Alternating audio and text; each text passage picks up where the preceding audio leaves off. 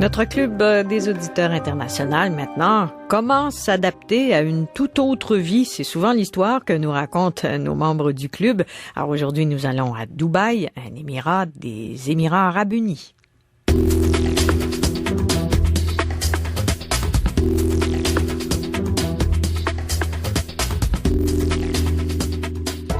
Alors, je joins Paul-David Roy, qui est à Dubaï. Bonjour, Monsieur Roy. Bonjour, vous allez bien? Oui, très bien.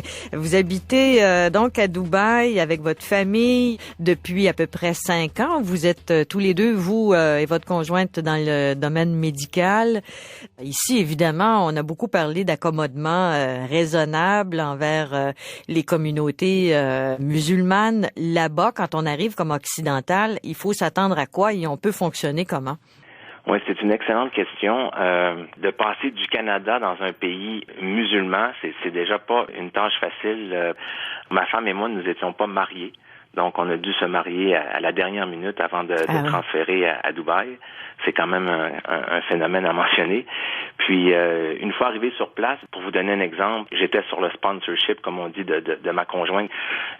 Pour avoir une licence d'alcool, mais j'ai dû demander la permission à ma femme de m'écrire une lettre pour qu'elle m'autorise à avoir la licence d'alcool. Et moi, en étant l'homme, j'ai dû lui écrire une lettre lui autorisant aussi de consommer de l'alcool. Votre conjointe doit se plier à certaines règles, j'imagine. Les femmes sont moins libres que les hommes?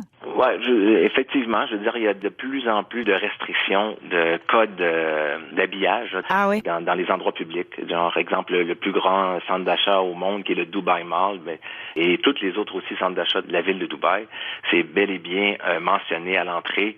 On doit avoir, les femmes et les hommes aussi, elles doivent avoir les épaules couvertes et une jupe ou un pantalon qui descend en bas du genou. Ah bon? C'est pas toujours respecté, mais depuis peut-être les 6 derniers mois, là, il y a des agents de sécurité qui passent des messages assez fermes à certains citoyens ou touristes. Donc, vous avez senti une différence depuis le début de votre séjour là-bas?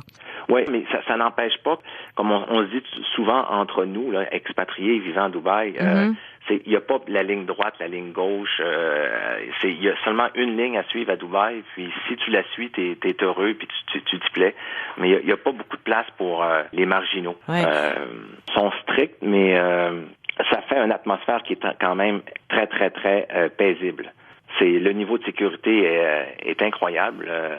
Dubaï, on appelle ça un peu comme le New York du Moyen-Orient. C'est quand même une ville internationale.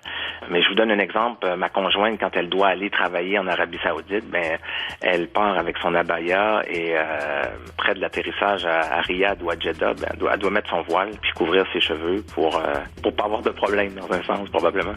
Merci beaucoup, Paul-David Roy, de nous avoir parlé de cette vie quotidienne à Dubaï. Ça me fait plaisir. Merci beaucoup.